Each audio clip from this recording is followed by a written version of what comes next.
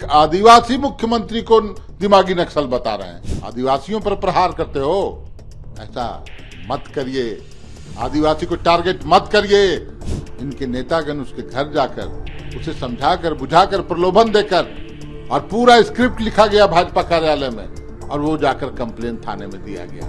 मनोज जी, जो बीजेपी ने पोस्टर जारी किया है हेमंत सोरेन जी का दिमागी नक्सल बताते हुए, उसमें कई सारी चीजें उन्होंने मेंशन किया है, जैसे जेपीएससी घोटाला, हिटलरशाही, युवाओं पर एफआईआर, पेपर लीक, कोर्ट में कमजोर पक्ष रखना, युवाओं के भविष्य से खिलवाड़, युवाओं पर लाठीचार्ज, आंदोलन करो, ये तमाम चीजें बताते हुए उनको दिमागी नक्सल बताया है।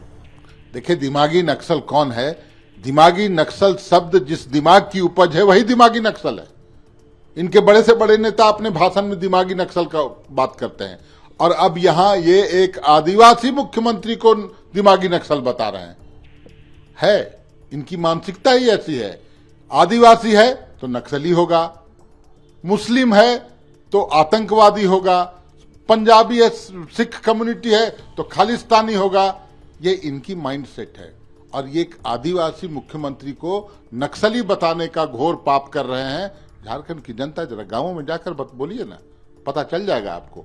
एक लोकप्रिय मुख्यमंत्री, सर्वाधिक लोकप्रिय मुख्यमंत्री, जिसने झारखंडी हितों की रक्षा के लिए 5 महीने जेल में रहने का काम किया, कौन था दिमागी नक्सली?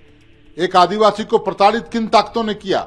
और इनके नेता जब मुख्यमंत्री थे रघुवर दास जी, 20,000 आदिवासी युवकों पर केस किया गया था पत्थलगड़ी का। अगर हेमंत सोरेन मुख्यमंत्री नहीं बनते तो 20,000 आदिवासी युवक जेल में होते। कौन था दिमागी नक्सली? आदिवासियों पर प्रहार करते हो, ऐसा मत करिए। आदिवासी को टारगेट मत करिए। झारखंड के गांवों में जाना मुश्किल हो जाएगा आप लोगों का। इस तरह की मानसिकता से परे बाहर निकलिए, वही बेहतर है। एफआईआर की मांग की गई है आपके पार्टी कार्यकर्ताओं पर भी। एक लड़की जो कि जेपीएससी रिफॉर्म मंच से जुड़ी हुई है, उसने आरोप लगाया है, थाने जाकर कंप्लेंट दिया है कि जिस दिन प्रोटेस्ट मार्च हो रहा था पुतला दहन वाला, उस दिन आपके कार्यकर्ता यानी झारखंड मुक्ति मोर्चा के कार्यकर्ता उस भीड़ में घुसे, छीना झपटी की, उसके साथ छिड़काने की, बदसलूकी की।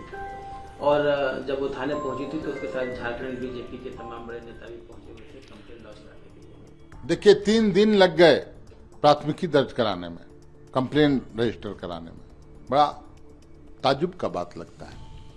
जिस भी महिला, जिस भी लड़की, जिस भी किसी के साथ अगर कोई वारदात हो, कोई घटना घटित हो, वो अकेले जाएगी थाने में, कंप्लेन लिया जाएगा।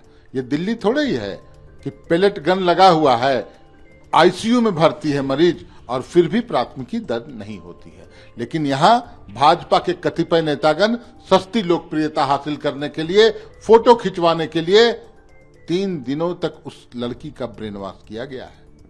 इनके नेतागण उसके घर जाकर उसे समझाकर बुझाकर प्रलोभन देकर और पूरा स्क्रिप्ट लिखा गया भाजपा कार्यालय में और वो जाकर कंप्लेन थाने में दिया गया।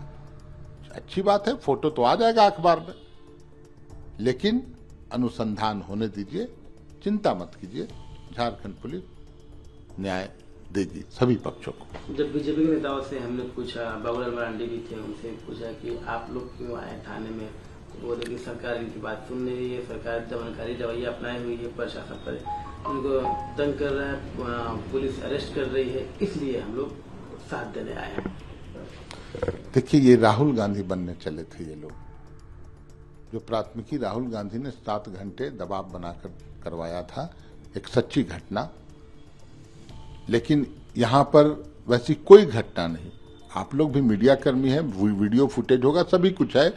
कहां छेड़खानी, कहां जो जोर जबरदस्ती। अरे अदालत का अवमानना, वो पूरा जो दिग्भ्रमित लोग थे, जो कोचिंग माफिया थे, उसी का एक अंग ये लड़की भी थी। आप जबरदस्ती का एक आदिवासी मुख्यमंत्री का पुतला जला रहे हैं, गाली दे रहे हैं, अमर्यादित भाषा का प्रयोग कर रहे हैं, जो गुनाह उन्होंने किया नहीं। कोर्ट ने रोक लगाया है, हम कोर्ट में मजबूती से पक्ष रख रहे हैं। तो ये कोचिंग संचालकों और बीजेपी के नेताओं के द्वारा उकसाया गया वो कार्रवाई था। अब उसमें जो कुछ भी हुआ वो तो अनुसंधान का विषय है।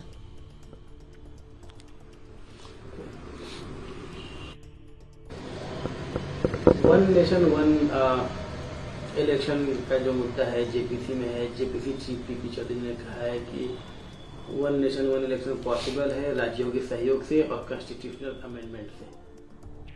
देखिए, दो बहुत बड़ी बातें उन्होंने कही। एक, कॉन्स्टिट्यूशनल अमेंडमेंट, उसके लिए आपको आवश्यक बहुमत जुटाना होगा। दूसरा, राज्यों की सहमति। एक राज्य भी असहमत होगा तो आप नहीं कर सकते हैं, यह व्यवहारिक रूप से संभव नहीं है। एक वन नेशन वन इलेक्शन व्यवहारिक रूप से कैसे सफल होगा, कोई बता दे। कौन सा मैकेनिज्म इसमें आएगा? 6 महीने बाद कोई सरकार गिर जाती है तो क्या अगले 4.5 वर्षों तक इंतजार होगा कि अब अगला इलेक्शन आएगा तो साथ में इलेक्शन होगा? तब तक क्या राष्ट्रपति शासन होगा? इस तरह के कई एक प्रश्न हैं जो अनुत्तरित हैं, जिसका जवाब नहीं है इनके पास। और मैं समझता हूं न 9 मन घी होगा न राधा नाचेगी। प्रभातखबर.com, विश्वास वही, रफ्तार नहीं।